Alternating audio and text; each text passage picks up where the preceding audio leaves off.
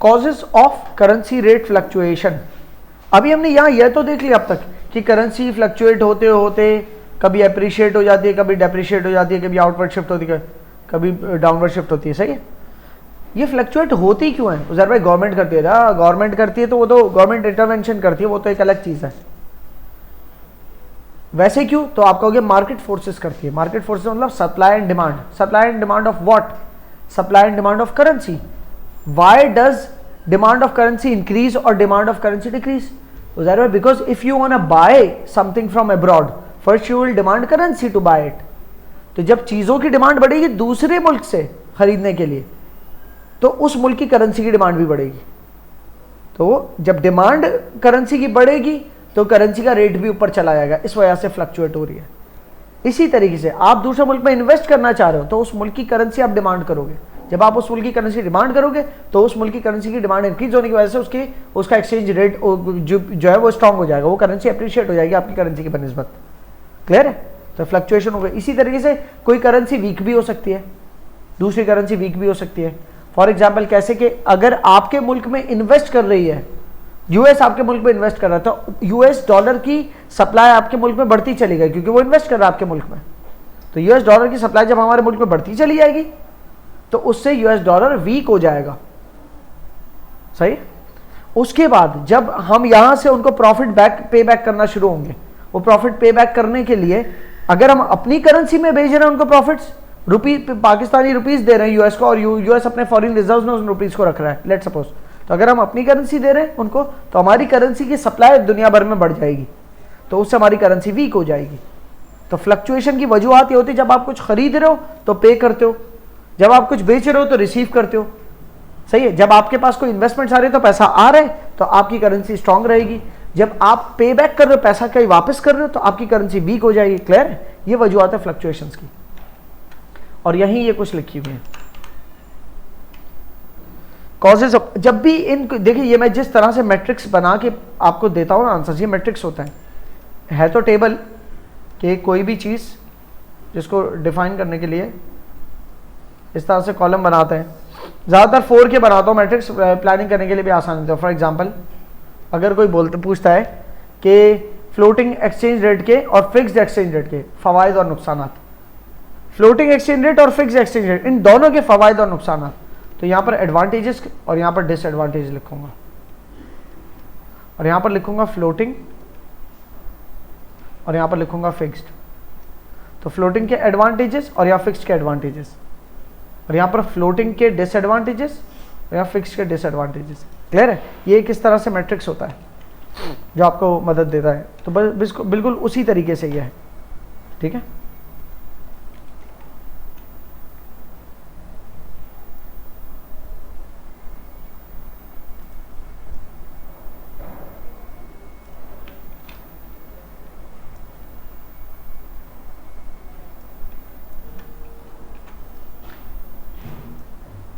बार बार मैं कहता हूँ कि जब समझ में ना आ रहा हो तो हेडिंग को ज़रूर याद रखना, ठीक है। हमारी हेडिंग है कॉजेज ऑफ फॉरेक्स फ्लक्चुएशन, किन वजूहात से आपका फॉरेन एक्सचेंज रेट जो है फ्लक्चुएट करता है। कभी $1 के 8 युआन है तो कभी $1 के 7 युआन है, तो फिर जो है ना चाइना ने अपनी करेंसी डीवैल्यू कर दी तो दोबारा से फिर $1 के 8 युआन हो गए। Clear? So why does it happen?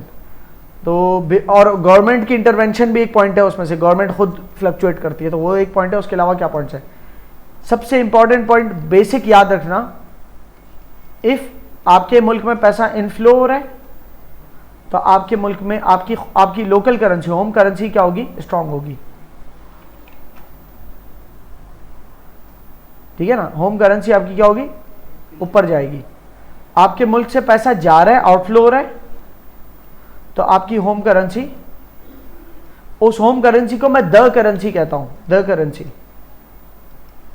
A currency तो मतलब कोई एक करेंसी ना, द करेंसी मतलब ऑब्वियसली आपकी होम करेंसी की बात हो रही है, तो आपकी जो करेंसी है वो वीक हो जाएगी अगर आपके मुल्क से पैसा जा रहा है। ये बाय डिफॉल्ट है। अब किस वजह से मुल्क से पैसा आ जा सकता है, वो तमाम वजूहत आपके एक्सचेंज रेट की बन सकती हैं फ्लक्चुएशन की, ठीक है ना। तो एक्सपोर्ट्स की वजह से पैसा मुल्क में आता है तो आपकी करेंसी स्ट्रांग होगी, सही। या तो एक्सपोर्ट कर रहे हो तो आपकी खुद की करेंसी कोई वापस कर रहा है, तो जब आपकी खुद की करेंसी कोई दूसरे ममालिक वापस कर रहे हैं, आपको पे कर रहे हैं ना आपको, तो उनके मुल्क ममालिक में आपकी करेंसी शॉर्ट हो गई तो स्ट्रांग हो गई आपकी करेंसी, या फिर वो अपनी करेंसी आपको पे कर रहे हैं तो उनकी करेंसी आपके मुल्क में सप्लाई बढ़ गई उनकी करेंसी की, तो उनकी करेंसी वीक हो गई, अगेन आपकी करेंसी स्ट्रांग हुई। इसका मतलब तो अगले की करेंसी वीक हो जाए या आपकी करेंसी स्ट्रांग हो जाए, दोनों सूरतों में आपकी करेंसी स्ट्रांग कहलाई। क्लियर है? तो एक्सपोर्ट्स करने अगर तो पैसा आ रहा है, पैसा आने की सूरत होती है एक्सपोर्ट्स की वजह से, तो एक्सपोर्ट करने की वजह से पैसा आ रहा होता है, या किसी कोई मुल्क आपके मुल्क में इन्वेस्ट कर रहा है तो पैसा आ रहा होता है। ठीक है, तो इन दोनों सूरतों में आपकी करेंसी स्ट्रांग हो जाएगी। आप अगर इंपोर्ट कर रहे हो तो आपके मुल्क से पैसा जा रहा है तो आपकी करेंसी वीक हो जाएगी। आप किसी और मुल्क में इन्वेस्टमेंट कर रहे हो तो जब इन्वेस्टमेंट कर रहे हो तब तो आपकी करेंसी वीक होगी। हाँ, फिर फ्यूचर में वहां से इन्वेस्टमेंट जो किया वहां से फिर जब इनकम मिलना शुरू होगी तब फिर पैसा आने की जरूरत हो जाएगी, तब फिर आपकी दोबारा स्ट्रांग होना शुरू हो जाएगी। क्लियर?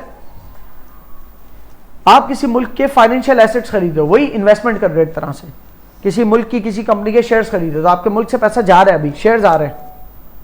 ठीक है, किसी मुल्क के डिबेंचर्स खरीद रहे हो, बॉन्ड्स खरीद रहे हो, तो जब बॉन्ड्स और डिबेंचर्स खरीद रहे हो तो उस मुल्क को एक तरह से आप लोन दे रहे हो, तो अभी तो पैसा जा रहा है मुल्क से, तो आपकी करेंसी वीक हो जाएगी।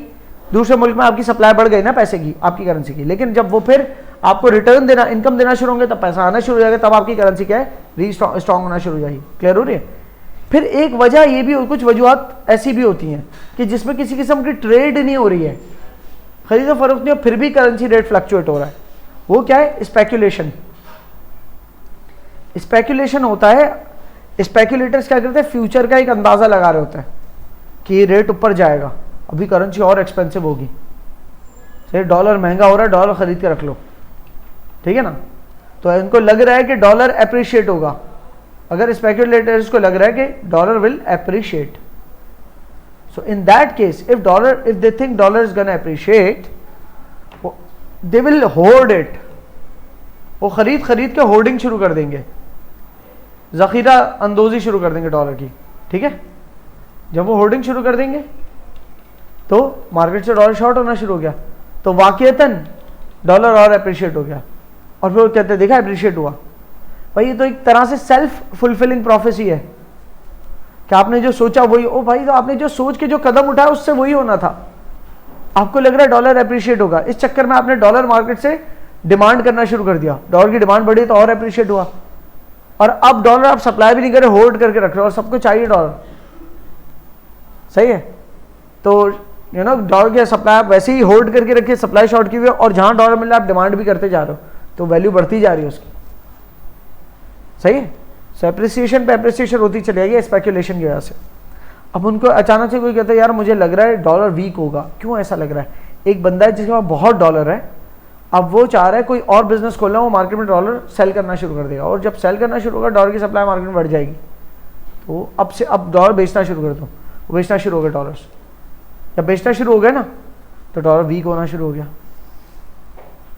सही है? और क्या स्पेक्यूलेशन हो सकते हैं डॉलर वीक होने के? हमने होल्ड करके रखा है, लेकिन गवर्नमेंट को आईएमएफ से लोन मिलने वाला है,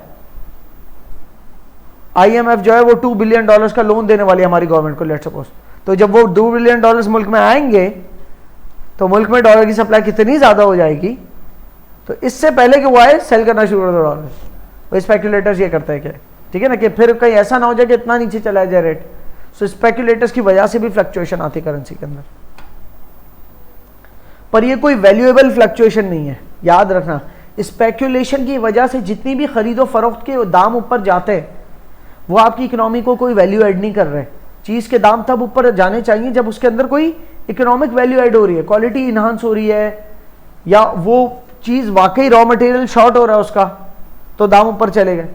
लेकिन स्पेक्यूलेशन करके माल को होल्ड रखना, रमज़ान का सीजन आ रहा है होल्ड रख, इस वजह से कुछ वैल्यू ऐड नहीं हो रही चीज़ के अंदर, इस वजह से प्राइस नहीं बढ़े कि उसकी क्वालिटी इन्हांस हो गए, बस इस वजह से बढ़ा कि किसी ने माल शॉर्ट कर दिया।